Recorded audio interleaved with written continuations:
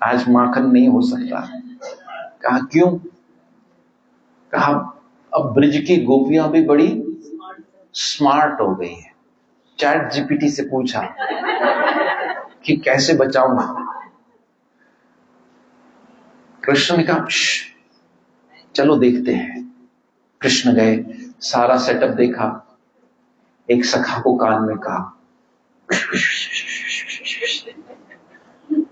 क्या कहा बताता हूं, क्योंकि मुझे पता है क्या कहा। उस सखा को कहा, जाओ यमुना जी के जल में से कमल का फूल लेकर आओ, जो कमल को उसे जड़ से निकाल कर ले आओ। सखा कमल का फूल लाया, कमल का फूल सूंघकर दूसरे सखा को दे दिया। नीचे जो डंड होती है कमल की, कहा ये करेगी हमारे प्रॉब्लम का सॉल्यूशन। कहा कैसे? दिखाया, अंदर से बिल्कुल खाली है कमल। बी अरे बी पटाटा। कहा ये बिल्कुल अंदर से खाली है। एक बड़े हट्टे कट्टे मोटे सखा को बुलाया, बड़े मोटे लंबे चौड़े सखा भी। कई सखाओं के तो पिता भी चोरी करने जाते थे माखन। कभी कभी तो अपने ही घर में चोरी करवा देता था। और उनकी पत्नी जो गोपी थी वो कहती थी अरे आप भी, वो कहता था आप भी आ जाओ। ऐसी कृष्ण की संस्था थी। बीए लेकर कमल की वो दंड लेकर पहुंचे, और जो पानी भरकर उस गोपी ने रखा था, पहला दुनिया का स्ट्रॉ कृष्ण ने बनाया, सारा जल ले लिया। कहा देख अब तो पानी नहीं है। मटका उतारा, माखन उठाया, सबने खाया। थोड़ा बहुत पानी यहां गिर गया। गोपी जो माल पुए खाकर सोई थी, जैसे ही उठती है देखती है ये पानी, अरे सब चट करे हुए, सब लेकर गया। बस वो देखकर उस गोपी के मन में भाव आता है, अरे कन्हैया तू कितना होशियार है, कितना होशियार है। बस तू ये माखन नहीं, मेरा मन भी चुरा ले गया है। एक गोपी ने घंटी लगा दी, माखन की मटकी पर घंटी बांध दी, और कहा जैसे ही कृष्ण आएगा माखन की मटकी हिलेगी और नोटिफिकेशन आएगी, अलार्म बजेगा, पकड़ लेंगे इसको।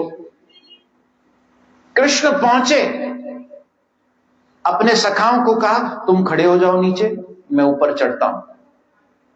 ऊपर चढ़े। अब कृष्ण ने घंटी को आदेश दिया माखन निकालने से पहले, हे घंटी के दे, रुको रुको,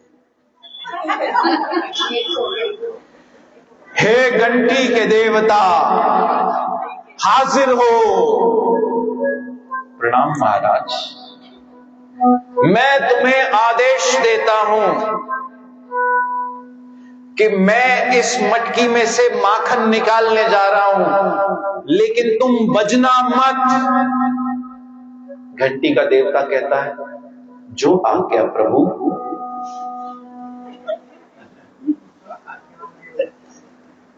और घंटी के देवता अंतर्ध्यान, यहां कन्हैया माखन निकालते हैं।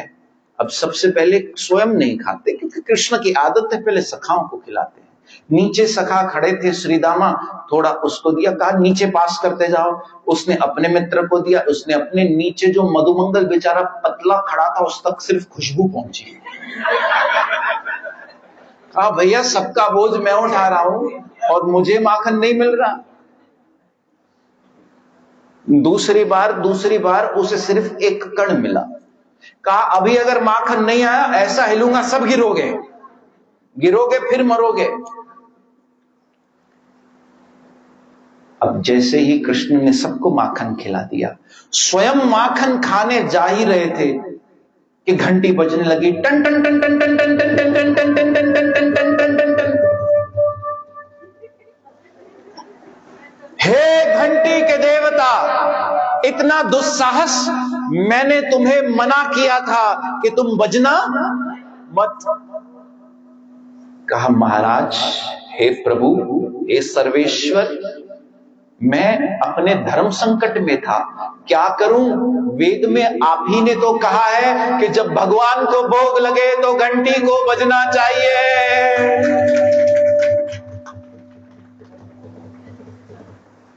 कहा भाई तेरे धर्म ने तो आज मेरी ऐसी की तैसी कर दी। गोपी आई, पकड़ा कन्हैया के हाथ को और ले चली यशोदा के पास। आज कन्हैया बड़ी बड़ी तुझ पर बड़ी मार पड़ेगी मैया, तुझे रंगों हाथों में दिखाने वाली हूं कि कैसे कन्हैया माखन चुराता है।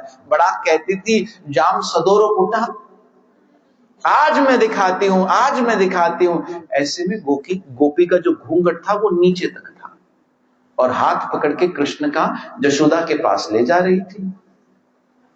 कन्हैया कहते हैं अपने मीठी मीठी आवाज में, गोपी तू कितनी मोटी मोटी है और मैं कितना छोटा छोटा हूं।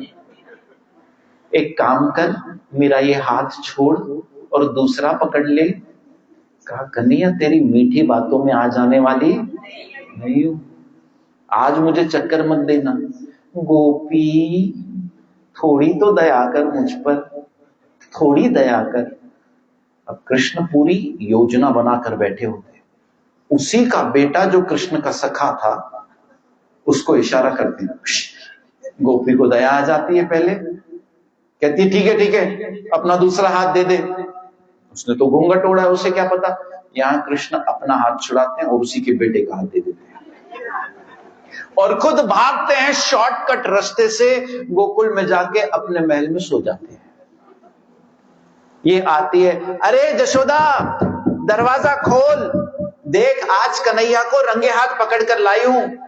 तो कहती थी कि मेरा कन्हैया बड़ा मासूम है, ये कोई शरारत नहीं करता, ये कोई माखन चोरी नहीं करता, आज मैंने इसे रंगे हाथ पकड़ा है। जैसे ही यशोदा दरवाजा खोलती देखती गोपी खड़ी और उसका बेटा खड़ा है।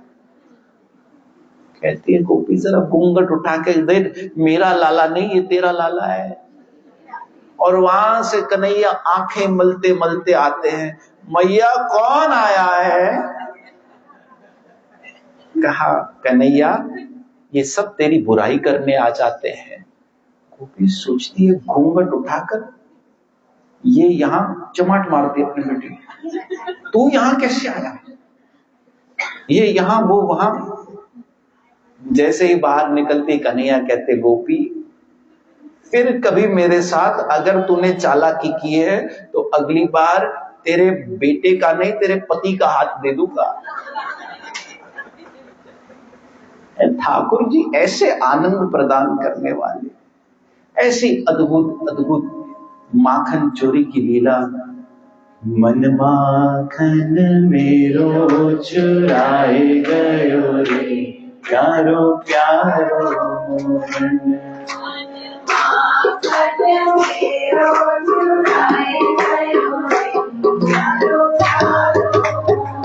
मन माखन मेरो चुराए गयो रे, प्यारो प्यारो मोहन।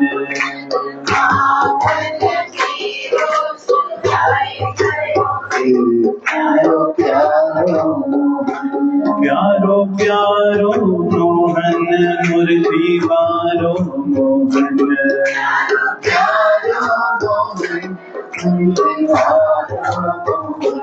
प्यारो प्यारो मोहन, मुरली वारो मोहन।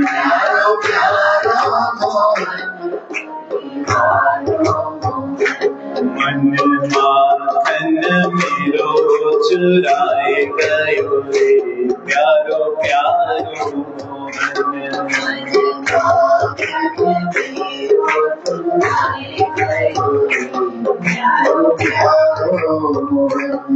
आंखों से वो बात करे और मुख से कुछ ना बोले, आंखों से वो बात करे और मुख से कुछ ना बोले, जब भी बोले मीठो बोले, कानों में अमृत बोले। आंखों से वो बात करे और मुख मुख से कुछ ना बोले, आँखों से वो बात करे और मुख से कुछ ना बोले, आँखों से वो बात करे और मुख से कुछ ना बोले, आँखों से बात करे और मुख से कुछ ना बोले, जब भी बोले भी तो बोले कानों में अमृत घोले, जब भी बोले भी तो बोले कानों में अमृत घोले, वो तो सौ सौ तीर चलाए गयो रे प्यारो प्यारो मोहन, सौ सौ तीर चलाए गयो रे प्यारो प्यारो मोहन, वो सौ सौ तीर चलाए गयो रे प्यारो प्यारो मोहन, सौ सौ तीर चलाए गयो रे प्यारो प्यारो मोहन, प्यारो प्यारो मोहन मुरली मारो मोहन, प्यारो प्यारो मोहन मुरली मारो, प्यारो प्यारो मोहन मुरली मारो मोहन, प्यारो प्यारो मोहन मुरली मारो, मन माखन मेरो चुराए गयो रे प्यारो प्यारो मोहन, माखन मेरो चुराए गयो रे प्यारो प्यारो मोहन, मन माखन मेरो चुराए गयो रे प्यारो प्यारो मोहन, माखन मेरो चुराए गयो रे प्यारो प्यारो, प्यारो प्यारो मोहन मुरली मारो मोहन, प्यारो प्यारो मोहन मुरली मारो, प्यारो प्यारो मोहन मुरली मारो मोहन, प्यारो प्यारो मोहन मुरली मारो, मन माखन मेरो चुराए गयो रे प्यारो प्यारो मोहन, माखन मेरो चुराए गयो रे प्यारो प्यारो मोहन, जय जय श्री राम। माखन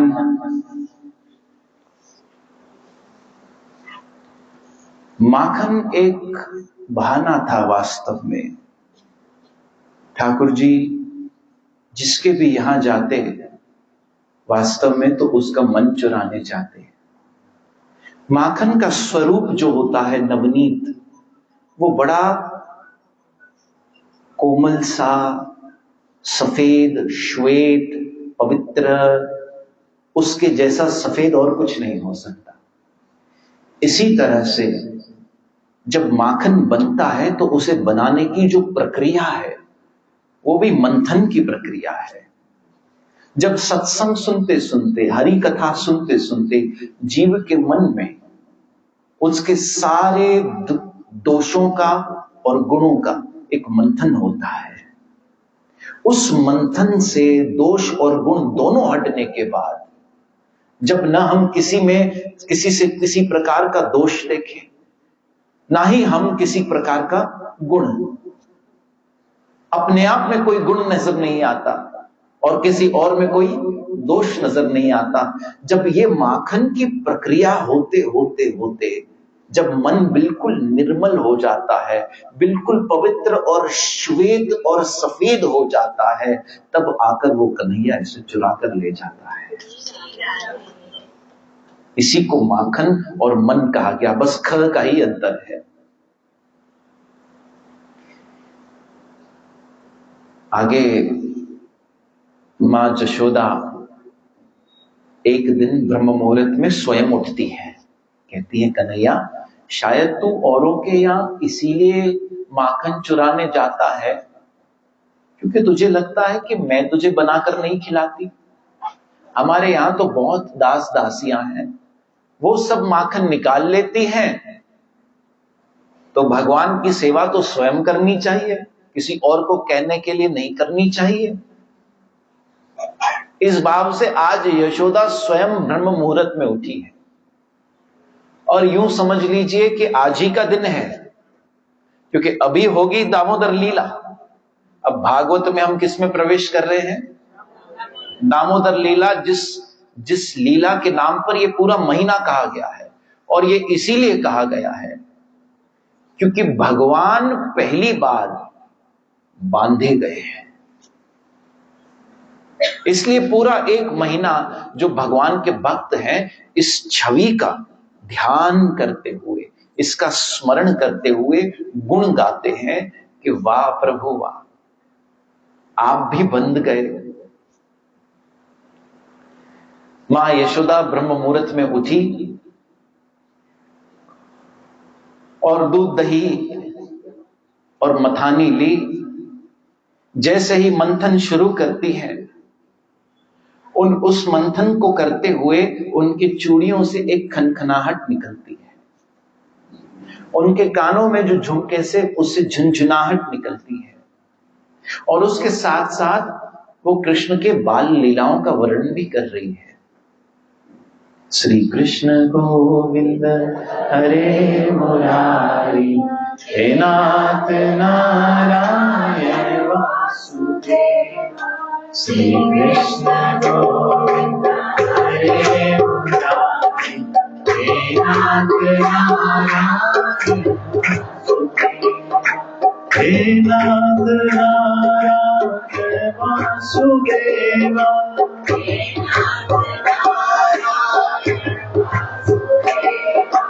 हे नाथ नारायण वासुदेवा, हे नाथ नारायण वासुदेवा, हे नाथ नारायण वासुदेवा, हे नाथ नारायण वासुदेवा।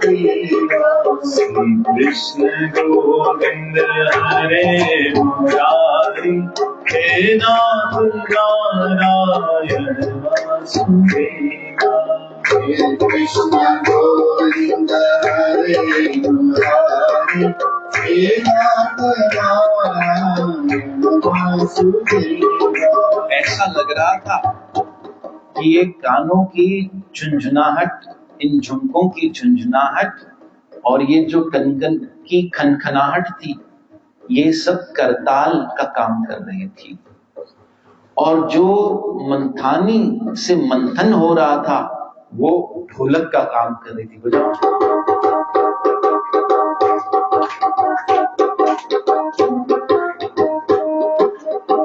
मैया मंथन भी कर रही है और साथ में ऐसे स्वर भी निकल रहा है। स्वर के साथ साथ बाल लीलाओं का स्मरण भी हो रहा है।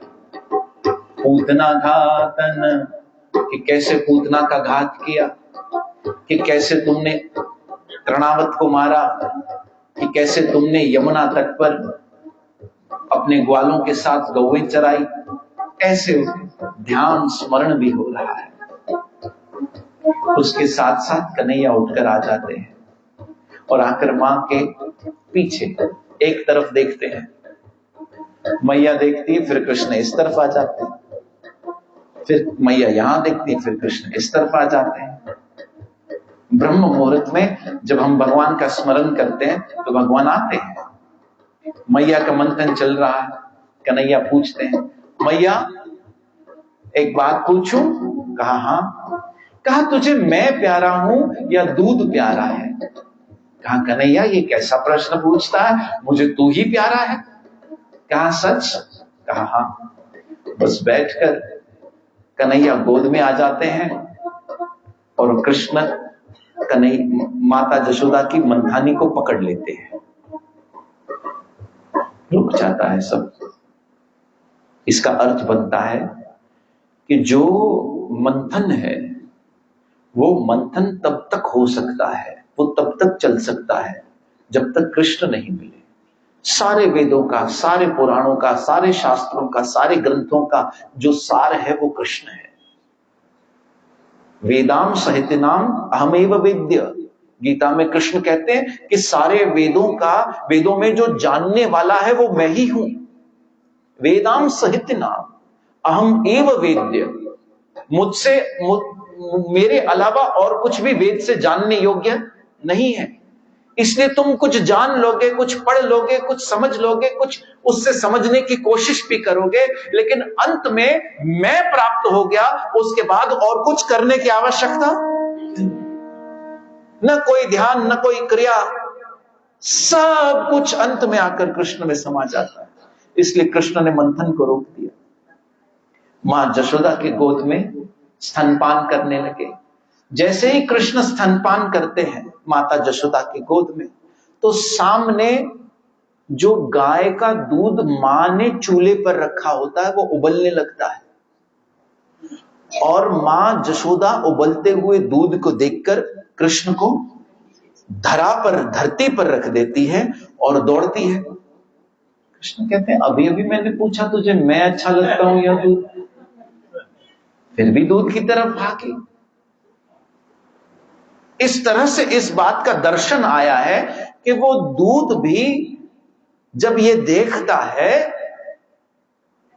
कि मां जशोदा का दूध तो कृष्ण के मुख में जा रहा है, लेकिन मैं कृष्ण के मुख तक नहीं पहुंच पाया, इसलिए वो दूध पतीली से कूदकर सुसाइड कर रहा है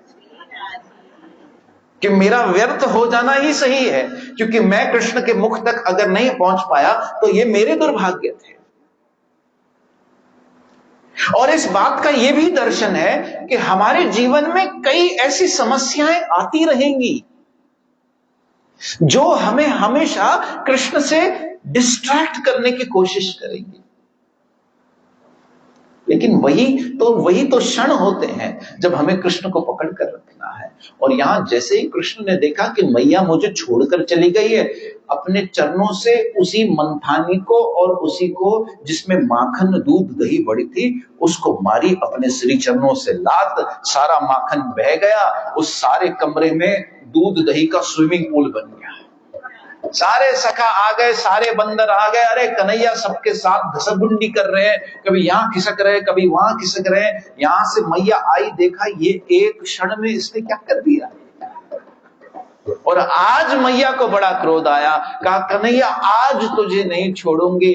उठाई एक छड़ी जिसे हम सोटी भी कहते हैं, और मां जशोदा आज कृष्ण के पीछे भागी है, जिसे हम दामोदर आरती के रूप में कहते हैं नमः ईश्वराम, कि ये साक्षात ईश्वर है जो आज अपनी मां से डर रहा है। जो आरती हम दामोदर आरती गाते हैं वो इसी लीला पर है कि ये साक्षात पार ब्रह्म स्वयं ईश्वर है, जिससे भयभीत हो जाता है। आज वही ईश्वर डरता हुआ, घबरता हुआ अपनी मां से भाग रहा है। अरे ये वही ईश्वर है जिसके नियंत्रण में काल भी रहता है, यमराज भी जिसके आदेश का पालन करता है, सूर्य चंद्रमा भी जिसके आगे हाथ जोड़कर अपने समय पर उदय हो जाते हैं। यही वही ईश्वर है जिसे आज मां जब डराती है तो रुदंतम उसके आंखों से आंसू की बूंद आ जाती है, और मनी मन सोचता है कि मेरी मैया मुझे अब डांट रही है, मारने को आ रही है, क्या अब ये मुझे प्यार नहीं करेगी।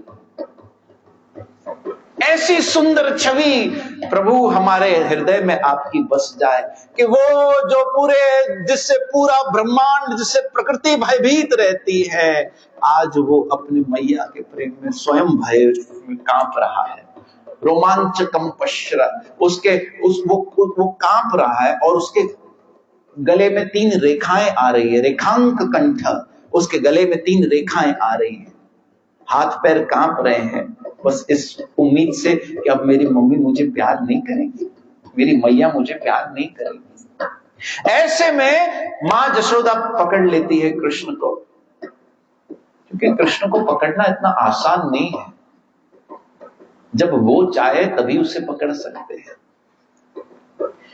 और कहती है आज कन्हैया तुझे नहीं छोड़ूंगी, आज तुझे बांध कर ही रहूंगी। तू रुक, यहीं खड़ा रहे।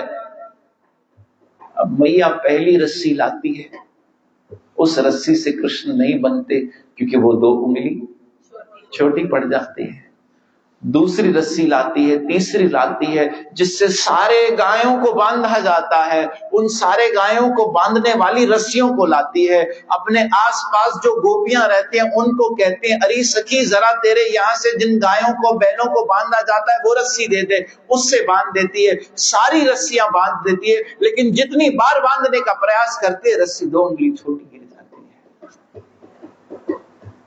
सभी देवी देवता ताक लगाकर आज देख रहे हैं कि ये कैसा प्रयास हो रहा है। स्वर्ग से वो सभी ताक लगाकर बैठे हैं कि आज पहली बार कोई अबद्ध ब्रह्म को, जिसे कोई नहीं बांध सका, उसे बांधने का प्रयास किया जा रहा है। आज पहली बार वो जो अजीत है, जिस पर कोई जीत नहीं पा सकता, उस पर जीतने का प्रयास किया जा रहा है। क्या कृष्ण बंधेंगे? बंधेंगे तो कैसे बंधेंगे?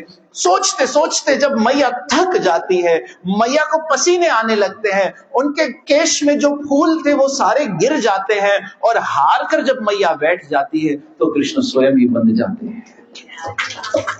ये इस बात का प्रतीक है कि हम अपने प्रयासों को कितना भी क्यों न करें, लेकिन वो जो 2 उंगली छोटी पड़ती है उसमें से 1 उंगली है हमारे समर्पण की।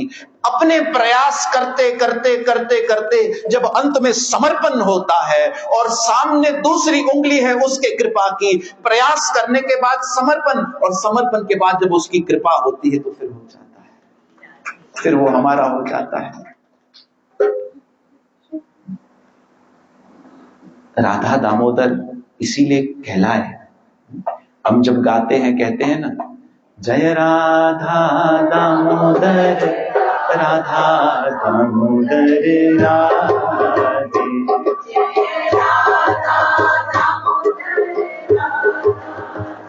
उदर मतलब कमर और दाम मतलब रस्सी, बंधन।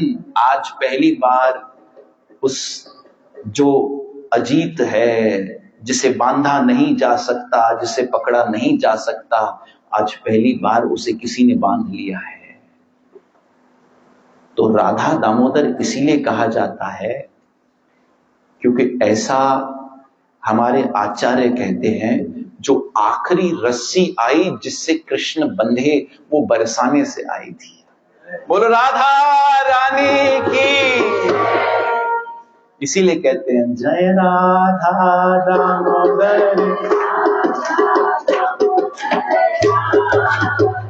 जय राधा।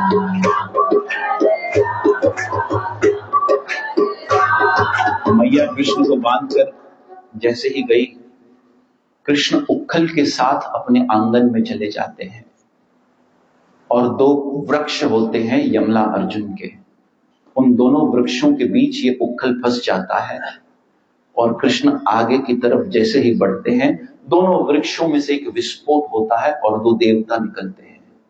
ये देवता वृक्ष के रूप में 100 वर्षों तक गोकुल के आंगन में वृक्ष के रूप में खड़े रहे। इनको नारद मुनि का शाप मिला था।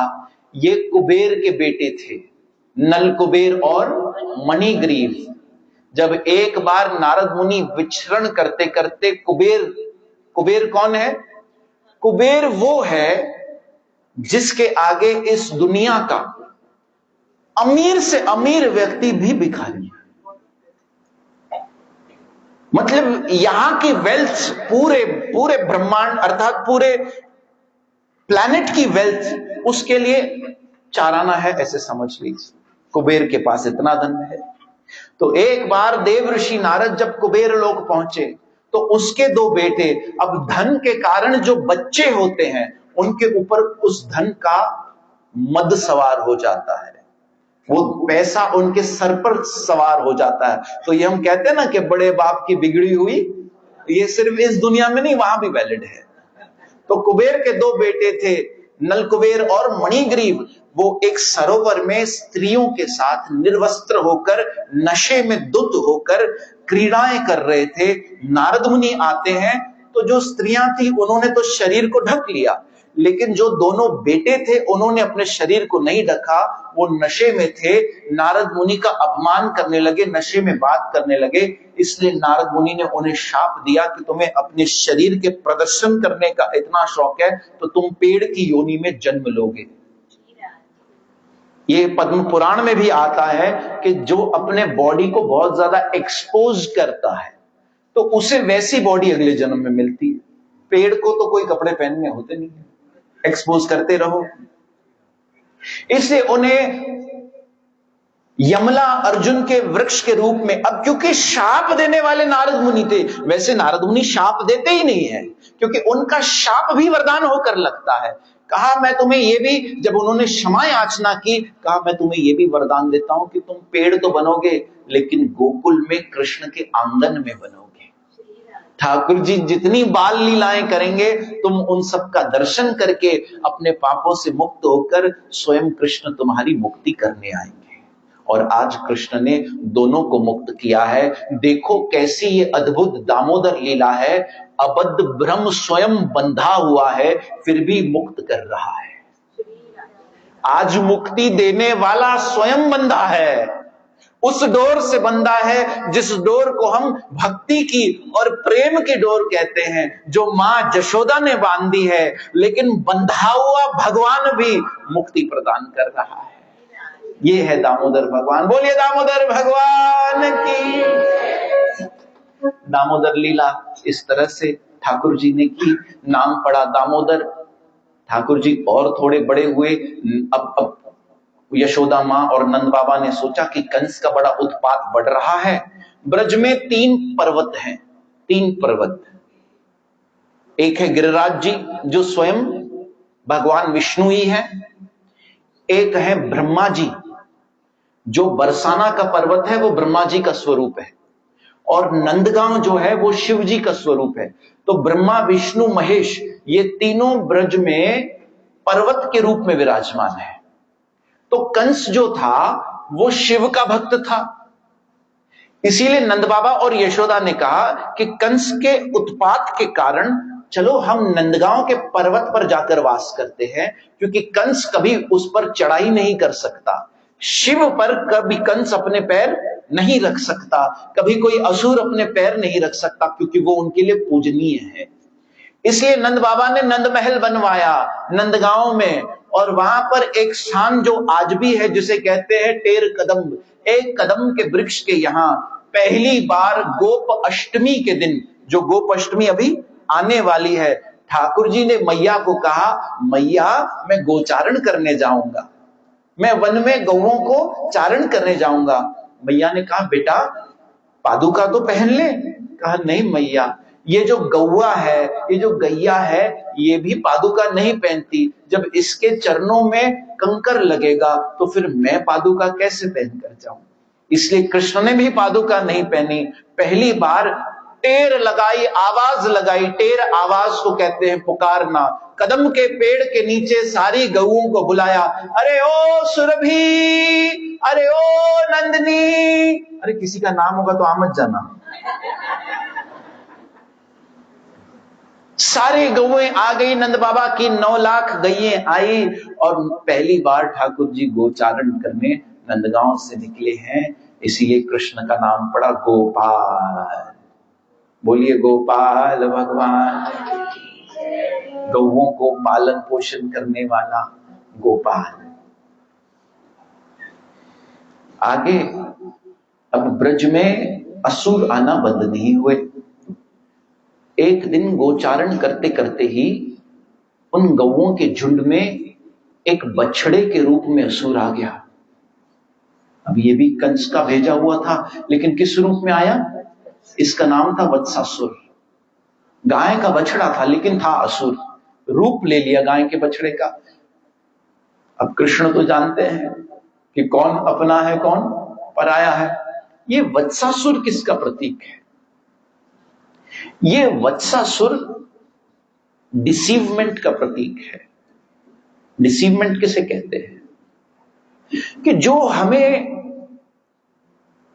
हमें बिल्कुल छल दे, हमें भ्रमित कर दे, हमारे जीवन में हमें भ्रमित करने वाली बहुत वस्तुएं आएंगी, बहुत सारे जीवन में ऐसे लोग आएंगे जो लगेंगे अपने जैसे लेकिन होंगे नहीं, लगेंगे अपने जैसे कि ये बिल्कुल हमारे अपने हैं, लेकिन वो होंगे नहीं। मैं कल ही बता रहा था कि अपनों के साथ समय का पता नहीं चलता, लेकिन समय के साथ अपनों का पता जरूर चल जाता है। ये अपनों का पता कब चलता है? वास्तव में अपना इस दुनिया में कोई है ही नहीं, अपना एक ही है, कृष्ण। कृष्ण था, कृष्ण है और कृष्ण ही रहेगा। ये तो हम कुछ 50-60 बड़ा तीर माला तो 70-80 साल तक मिले हैं, एक दूसरे से सुख दुख उठा रहे हैं। कभी उसके लिए हमने कोई सुख उठाया, कभी सामने वाले ने हमारे लिए सुख उठाया, और सब अपने अपने अपने अपने जीवन में बाद में व्यस्त होकर चलते बने हैं। एक दिन जरूर आता है कि जिनको हम अपना मानते हैं वही हमें अकेला छोड़कर चले जाते हैं, वो अपने अपने जीवन में व्यस्त हो जाते हैं। आज बच्चे हम सबको कहेंगे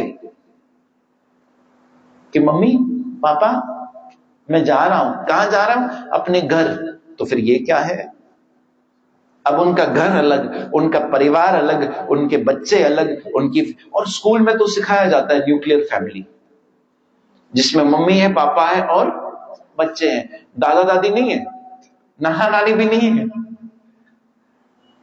इस तरह से हम धीरे धीरे धीरे धीरे करके ये पहचानने लगते हैं कि हमारा जीवन कितना अकेला होता जा रहा है, कितना अकेला होता जा रहा है। इसलिए कृष्ण था, कृष्ण है और कृष्ण रहेगा। वत्सासुर को कृष्ण ने देखा, वत्सासुर दौड़कर कृष्ण की तरफ आया, कृष्ण ने उसे दोनों सींगों से पकड़ा, घुमाया और धरती पर पटक कर वध कर दिया। गोपंगनाओं और राधा रानी ने कहा, अरे कन्हैया, भले ही तुमने राक्षस का वध किया है, लेकिन तुम्हें गो हत्या का पाप लगेगा। तुम जाओ, सारे भारत के तीर्थ नदियों में जाकर नहा कर आओ, जाओ अलकनंदा, जाओ गोदावरी, जाओ कावेरी, जाओ सिंधु, जाओ गंगा, जाओ जमुना। कृष्ण ने कहा, मुझे जाने की क्या जरूरत है, सबको यही बुला देता हूं। हे गंगे आगम्यताम, हे कावेरी आगम्यताम, हे यमुने आगम्यताम, हे सिंधु आगम्यताम। अपनी बांसुरी ली, गड्ढा किया, सारी पवित्र नदियां हाथ जोड़कर आ गई और वहीं अपने जल को समाविष्ट कर दिया, और उस कुंड का नाम पड़ा श्री श्याम कुंड। इसलिए ऐसे ही राधा कुंड का निर्माण हुआ, जो आज भी गोवर्धन में है, हम दर्शन भी करते हैं। बोलिए राधा कुंड श्याम कुंड की। अगला जो असुर आया वो अघासुर आया। अघासुर पाप का प्रतीक है। Aghasura means the most dreadful sins. Aghasura ने अपने मुख को ऐसे खोलकर रखा कि ग्वाल बालों को लगा कि ये तो गुफा है जाने की। ऐसे ही पाप हमें इतना लुभाता है, ये हमें इतना खींचता है अपनी तरफ, क्योंकि आज के समय में पाप मतलब लाइफस्टाइल हो गया है। नॉनवेज खाना कोई पाप नहीं है लोगों को लगता है, नशा करना कोई पाप नहीं है लोगों को लगता है, ये तो लाइफस्टाइल है क्योंकि सब कर रहे हैं। ऐसे पाप जो है वो इतना सहज और इतना सीधा और इतना आसानी से करने मिलता है कि लोगों को लगता है इसमें कोई बुरी बात है ही। ये लाइफस्टाइल तो बन गया है, लेकिन इससे डेथ स्टाइल बड़ा खराब हो जाता है। श्री राधे कहिए। अघासुर पाप के रूप में आया, और देखिए अघासुर ने क्या किया, सारे ग्वाल बालों को खा गया। ऐसे ही पाप पहले हमें लगता है कि हम पाप को एंजॉय कर रहे हैं, बाद में ये पाप हमें खाने लगता है। पहले जो मजा लगता है वही बाद में सजा लगने लगता है। सारे ग्वाल बाल अंदर प्रवेश तो कर जाते हैं, लेकिन फंस जाते हैं। कृष्ण को पुकारते हैं, कृष्ण जैसे ही अघासुर के अंदर प्रवेश करते हैं, अपना आकार इतना बड़ा करते हैं, इतना बड़ा करते हैं, इतना बड़ा करते हैं कि अघासुर फट जाता है।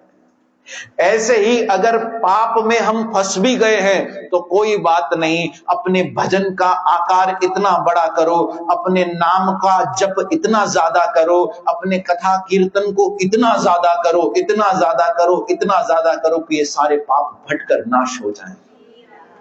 हरे कृष्ण कृष्ण कृष्ण हरे हरे, हरे राम राम राम हरे। फिर सुखदेव जी बताते हैं कि जब कृष्ण ने अघासुर को मारा तो 5 साल के थे। अब जैसे ही अगली लीला बताना शुरू की तो कहा 6 साल के। तो महाराज परीक्षित रोकते हैं कि रुको रुको रुको महाराज, अभी अभी आपने कहा कि कृष्ण 5 साल के थे, ये एक दिन में 6 साल के कैसे हो गए?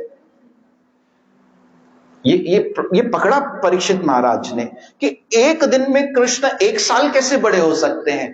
तब सुखदेव महाराज ने ब्रह्म मोहन की लीला बताई कि किस तरह से एक दिन ठाकुर जी अपने ग्वाल बालों के साथ बेल वन में बैठकर कदम्ब के पत्ते पर माखन मिश्री रखकर अपने सखाओं को अपने हाथ से खिलाए जा रहे थे। कभी खुद ऐसे खाते, उसी हाथ से सखा को खिलाते। ब्रह्मा जी ब्रिज में देखने आए कि कौन भगवान है कि इस जिसकी इतनी चर्चा हो गई। जैसे ही ठाकुर जी को देखते हैं ब्रह्मा जी सोचते ये भगवान है जो झूठा खा रहा है, झूठा खिला रहा है, ऐसे बैठा है। अब ब्रह्मा जी का एक नियम है कि वो विधि का बड़ा पालन करते हैं कि वेदों में जिसने वेदों की रचना की उसने लिखा है कि झूठा खाना अपराध है, और यहां बैठकर सखाओं को झूठा खिला रहा है और खुद भी खा रहा है। अब समस्या ये है कि ब्रह्मा जी के पास हैं 4 सर, चतुर्श्लोकी है ब्रह्मा। वो टीवी में 3 दिखते हैं, एक पीछे होता है। चतुर्मुखी है ब्रह्मा, 4 सर हैं ब्रह्मा जी के। उन्होंने चारों सर से दिमाग लगाकर कृष्ण को समझने की कोशिश की, लेकिन कृष्ण को दिमाग लगाकर नहीं समझा जा सकता क्योंकि वो समझ में आता ही नहीं। उसे सिर्फ प्यार किया जा सकता है। उसे समझने की कोशिश मत करो, बस उससे प्यार करो। ब्रह्मा जी को ये भ्रमित हो गए कि ये भगवान हो सकता है। थोड़ी देर में सारे ग्वाल बाले चुरा दिए और ब्रह्मलोक ले आए, सखाओं को भी चुरा दिया। अब कृष्ण तो जानते हैं कि ये क्या चल रहा है। अच्छा बेटा, मैंने ही तुझे ब्रह्मा बनाया है, भूल गया मेरे ही नाभि कमल से तेरी उत्पत्ति। अब देखिए ब्रह्मा जी पर भी माया का प्रभाव होता है, वो भी कृष्ण की विस्मृति कर जाता है, जबकि ये वही ब्रह्मा है जिसने स्तुति गाई है भागवत में। ये वही ब्रह्मा है जो कहता है ईश्वर परम कृष्ण सच्चिदानंद विग्रह अनादिर आदिर गोविंद सर्व कारण कारणम। लेकिन अभी देखकर भ्रमित हो गया कि ऐसा भगवान है। इसलिए एक महात्मा ने कहा कि तुम नहीं समझ पाओगे वो कैसा है, ऐसा ऐसा ऐसा है कि तुम शायद उसके साथ रह भी ना पाओ। लोग कहते हैं ना कि हम बहुत प्यार करते हैं कृष्ण को, अरे ऐसी ऐसी लीलाएं है कि वो भ्रमित कर देता है। तो ब्रह्मा जी ने जब तक ग्वाल बालों को उठाया ब्रह्मलोक ले आए, 1 साल बीत गया, क्योंकि ब्रह्मा जी का 3 सेकंड इज इक्वल टू 1 साल ऑन अर्थ। लेकिन कृष्ण जानते थे, इसलिए कृष्ण ने अपने ही श्री अंग से उतने ही ग्वाल बाल फिर प्रकट कर दिए, उतने ही गौओं को फिर प्रकट कर दिया, उनके बछड़ों को भी फिर प्रकट कर दिया। और सारे ग्वाल बाल 1 साल तक जब अपने घर में रहे, अपनी अपनी माओ को और अच्छे लगने लगे, क्योंकि वो ग्वाल बाल नहीं, वो तो कृष्ण ही थे जो उनके रूप में रह रहे थे।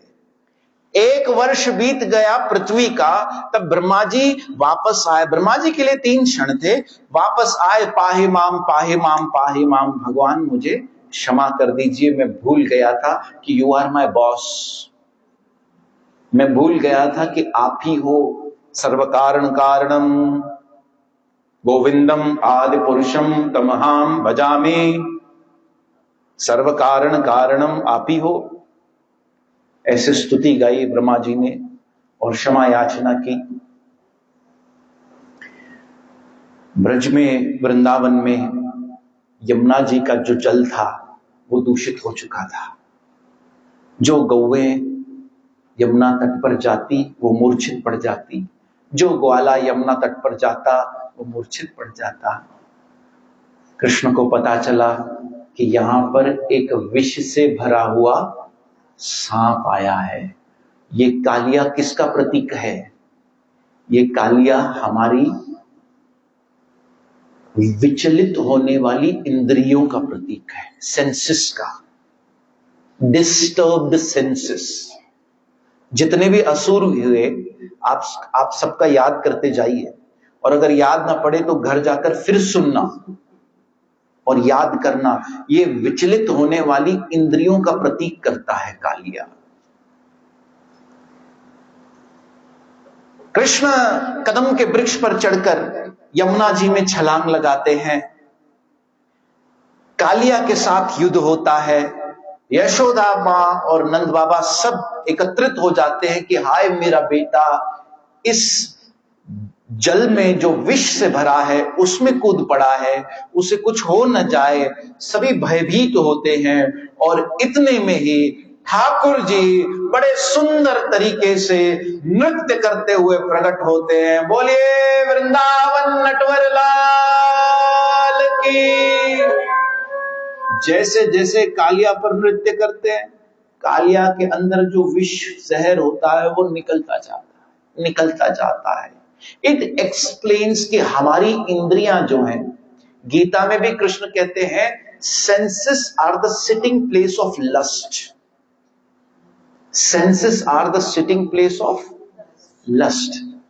क्योंकि अर्जुन एक प्रश्न पूछता है कृष्ण से कि पाप का बाप कौन है? पाप कहां से पैदा होता है? जब इंसान करना नहीं चाहता फिर भी कौन है जो उससे फोर्सफुली करवाता है? तो कृष्ण कहते हैं वो डिजायर उससे वो पाप कराती है जिस पर वो रोक नहीं लगा पाता, जिसको कहते हैं निरअंकुश कामना। और वो निरअंकुश कामना इंद्रियों से उत्पन्न होती है।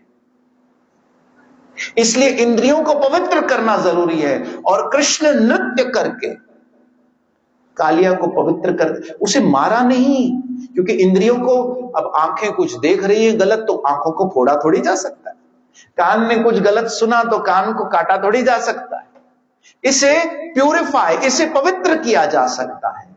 इसलिए कृष्ण के नृत्य से वो इंद्रिय पवित्र, अर्थात जब हम आंखों से कृष्ण के दर्शन करते हैं तो ये आंखें पवित्र होती हैं। कान से जब हम कृष्ण की कथा सुनते हैं तो कृष्ण हमारे कानों पर नृत्य करते हैं। जीभ से जब हम कृष्ण का नाम लेते हैं, हरे कृष्ण कृष्ण कृष्ण हरे हरे, हरे राम राम राम हरे हरे, तो हमारी जीभ पवित्र होती है। इस तरह से हर इंद्रिय का जो वो विष है वो निकलता चला जाता है। कालिया ने कहा, कृष्ण ने कालिया से कहा कि वृंदावन प्रेम भूमि है, तुम्हारे लिए विष फैलाने वाले के लिए यहां कोई जगह नहीं है। कालिया तुम सागर में चले जाओ। कालिया ने कहा प्रभु कैसे जाऊं, आपकी सवारी गरुड़ मुझे अपना भोजन बनाने में लग जाती है, वो मुझे मार देगी। कृष्ण ने कहा चिंता मत करो, मेरे चरणों के निशान तुम्हारे माथे पर स्थापित हो गए हैं। अब गरुड़ तुम्हें मारेगा नहीं, वो भी आकर तुम्हें प्रणाम करेगा। कालिया के उद्धार की लीला। एक दिन कृष्ण गोचारण कर रहे थे तो पूरे वन में आग लग गई। जैसे ही आग लगी, जो गाय बछड़े ग्वाले दूर कहीं चले गए थे वो सब कृष्णा कृष्णा कृष्णा कृष्णा पुकारने लगे। और जैसे ही कृष्ण की तरफ आने लगे तो कृष्ण ने सबसे कहा अपनी अपनी आंखें बंद कर लो, आप भी कर लो। और कृष्ण ने सबको कहा चिंता मत करो, जितना भी दुख, जितने भी दर्द, जितनी भी पीड़ा तुम्हारे आसपास है, मैं उसे एक क्षण में समाप्त कर दूंगा। कृष्ण ने अपना मुख खोला और सारी आग निगल गए, दावानल अग्नि निगल दी। ये आग किस बात का प्रतीक है? ये जब हम अपनी इच्छाएं पूरी करते करते, जैसे पिछली लीला इंद्रियों की थी, अगर इंद्री भटक गई तो वो अपनी इच्छाएं पूरी करते करते हमें कृष्ण से दूर ले जाएंगे। और जब हम कृष्ण से दूर चले जाएंगे तो उससे जो हमारे कुकर्म के कारण तपने वाले 3 प्रकार के ताप जो बताए गए हैं, उससे हमारे जीवन में जो तप पैदा होगा, जो ताप पैदा होंगे, ये अग्नि उसका प्रतीक है जिसका कृष्ण ने हरण कर लिया। एक सखा ने आंख खोल के ऐसे देख ली कि ये क्या, अरे कन्हैया कन्हैया, तुमने अपने मुख में सारी आग उगल दी। कृष्ण कहते हैं तो मेरा मुख जो है वो हवन कुंड है, हवन कुंड में ही तो आग होती है, मैं तो विष्णु हूं। अच्छा कन्हैया ऐसा कहता है, रुक जशोदा मां को बताता हूं, अभी मैया को बताता हूं। कृष्ण ने सोचा फिर ये यशोदा को बताएगा। कृष्ण दौड़ कर गए, पहले उससे शॉर्टकट रास्ते से पहुंचे, मैया को कहा मैया दूध दे, बहुत बहुत भूख लगी है, जरा दूध दे। मैया ने कहा अभी गर्म करके लाती हूं। मैया थोड़ा सा गर्म करके लाई, कृष्ण ऐसे क्या, मैया बहुत गर्म है, फूक दे दे के पी रहा है। इतने में ग्वाला कहा मैया मैया मैया, आज तुझे पता है ये कन्हैया ने दावानल अग्नि जो जंगल में सारी आग लगी थी वो निगल दी। मैया कहती है गर्म दूध नहीं पी पाता, ये आग निकलेगा। एक दिन कन्हैया सखा के साथ खेल रहे थे, दौड़ते दौड़ते बलराम जी आए, मैया मैया आज तेरे लाला ने माटी खा ली है। कहा क्या? दौड़ कर मैया आई, कृष्ण को पकड़ा, open your mouth Johnny Johnny, open your mouth. जैसे ही ठाकुर जी ने अपना मुख खोला, समस्त ब्रह्मांड ग्रह नक्षत्र के दर्शन हो गए मां को। पहली बार अपने माता को ये दर्शन करवाया कृष्ण ने, और मां देखकर दंग रह गई कि ये मैं अपने छोटे लाला के मुख में क्या देख रही हूं। ये देख रही हूं कि सारा अंतरिक्ष, सारा ब्रह्मांड, सारे ग्रह, सारे नक्षत्र, सारे पर्वत, सारी नदियां मुझे कृष्ण के अंदर दिख रही हैं, और स्वयं यशोदा स्वयं को भी देख पा रही थी जो कृष्ण के मुख में देख रही थी। फिर एक दूसरी यशोदा और एक कृष्ण के मुख में एक दूसरी, ऐसे एक रिफ्लेक्शन था जो कृष्ण के मुख में नजर आ रहा था यशोदा को। यशोदा सर पर हाथ रखती है, कृष्ण उसी समय वैष्णवी माया को आदेश देते हैं कि इसे भुला दे। योग माया से कहते हैं जो भी मैया ने देखा है इसे भुला दे, क्योंकि ये फिर मेरे पीछे लकड़ी लेकर दौड़ेगी नहीं, ये मेरे आगे अगरबत्ती जलाएगी। इसलिए योग माया के आदेश से उनकी सारी विस्मृति करवा दी, और ऐसे मुख में ब्रह्मांड दिखाने के बाद कृष्ण का नाम पड़ा ब्रह्मांड बिहारी। बोलिए ब्रह्मांड बिहारी की। आगे मौसम बदला, वेणु गीत का वर्णन आया, जिसको हम बड़े विस्तार से फिर कभी देखेंगे। अभी गोवर्धन लीला की तरफ आगे बढ़ेंगे, लेकिन वेणु गीत का एक श्लोक बता दूं, जिस श्लोक को सुनकर शुकदेव गोस्वामी महाराज व्यासदेव जी से भागवत सीखने गए थे। मर्हापीडम नटवर वपुः कर्णयो कर्णिकारम विप्रद्वास कनक कपिशम रंध्राण वेणुरधर सुदस्य पूर्णस्य गोप वृंद वृंदारण्यम स्वपदारमतम गीत कीर्ति। वेणु गीत का वर्णन आया कि धीरे धीरे बारिश की बूंदें गिरने लगी, मयूर अर्थात मोर गुनगुनाने लगे, ठाकुर जी ने बांसुरी अपने अधर पर विराजमान की, और जैसे जैसे कृष्ण बांसुरी बजाएं थोड़ी, जैसे जैसे कृष्ण बांसुरी बजाने लगे वैसे वैसे गोपियां अपने अपने घर से आने लगी। माइक दो दादा।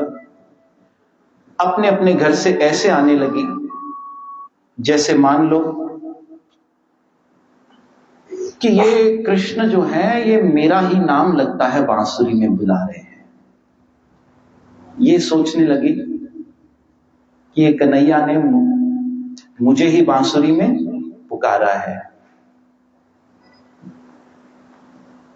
ऐसे लग रहा था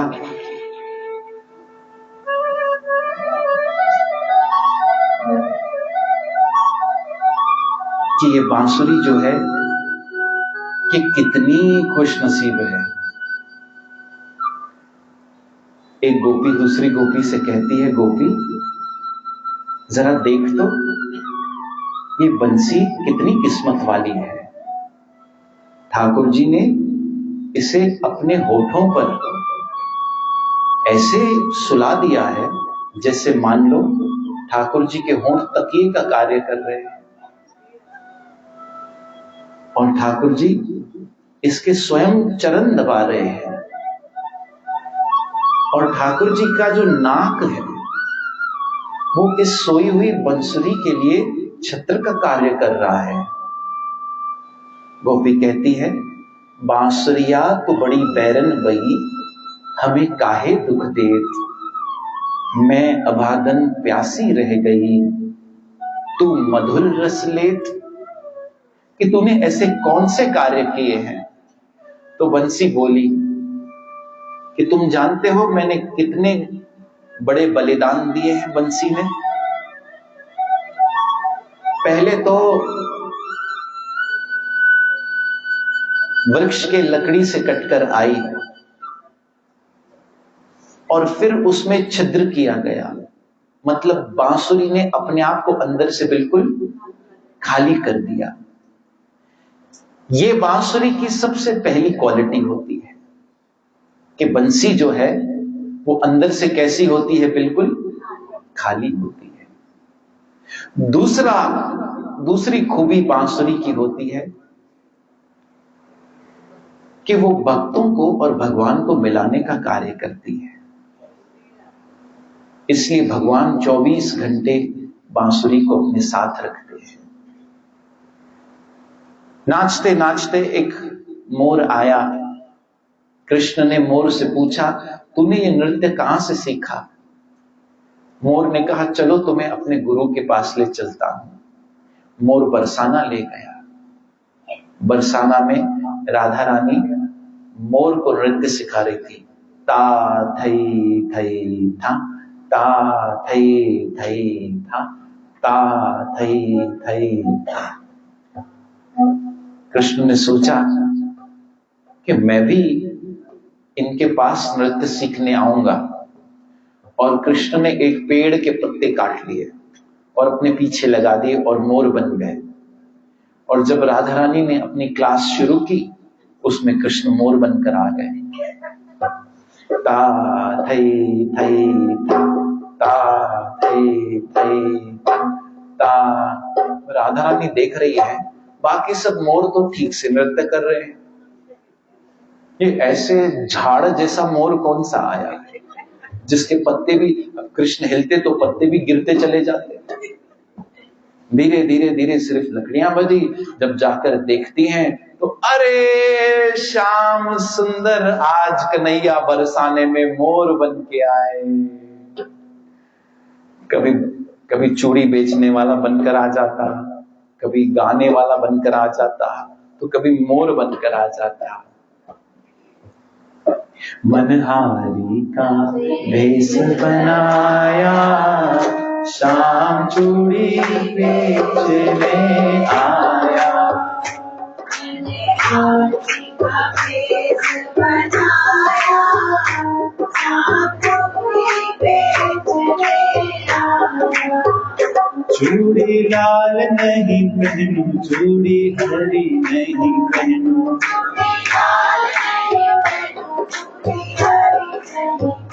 चूड़ी लाल नहीं पहनू, चूड़ी हरी नहीं पहनू।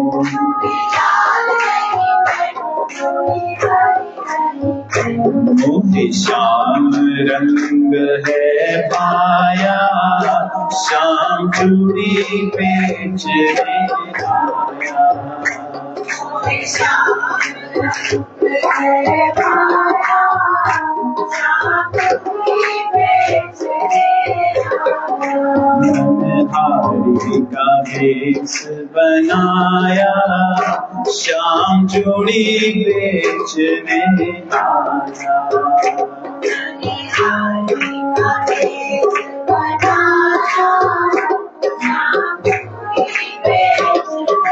जय श्री राम। एक दिन नंद बाबा और सारे ब्रजवासी यज्ञ की तैयारी करते हैं। ये यज्ञ की तैयारी इंद्र देवता के लिए हो रही थी।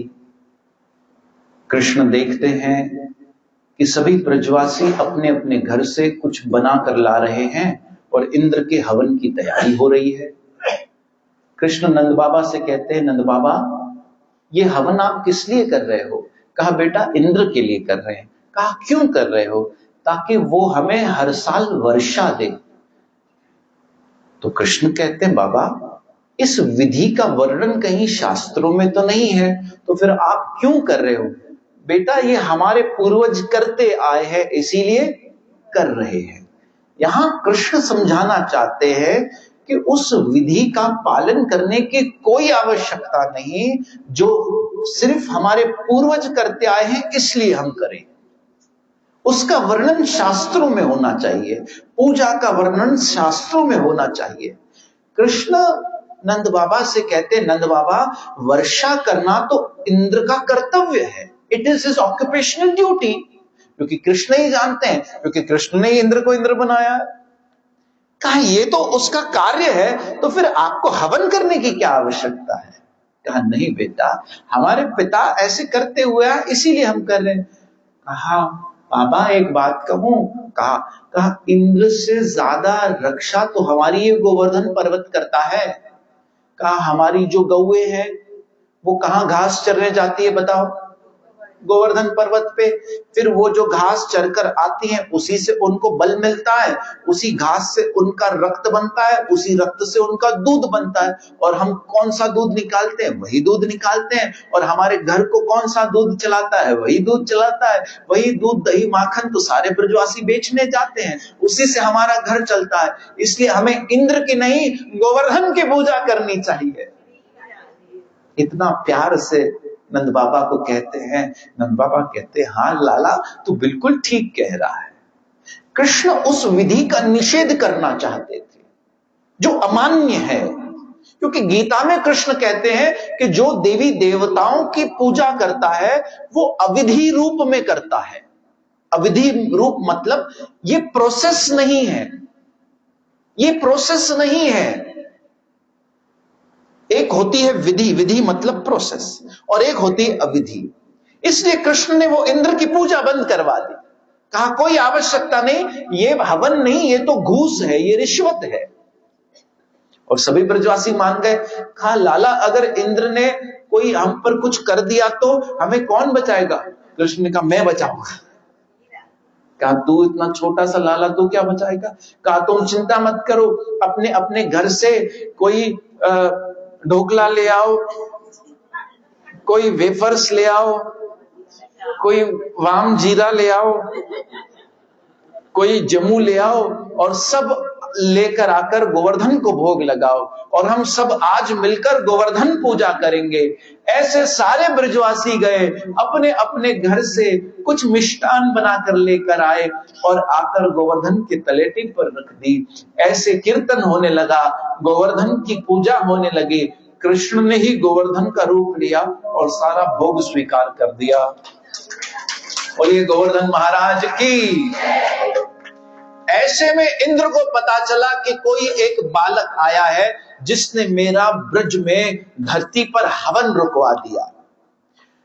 प्रलय कालीन मेघ को बुलाया, जो प्रलय के समय मेघ बरसते हैं, जब पूरी सृष्टि को डुबाना होता है, प्रलय कालीन मेघ, उनको बुलाया। इंद्र कौन से देवता हैं? बारिश के, मेघों के देवता है। कहा जाओ और इस ब्रिज पर इतना बरसो कि कोई ब्रजवासी बचने न पाए।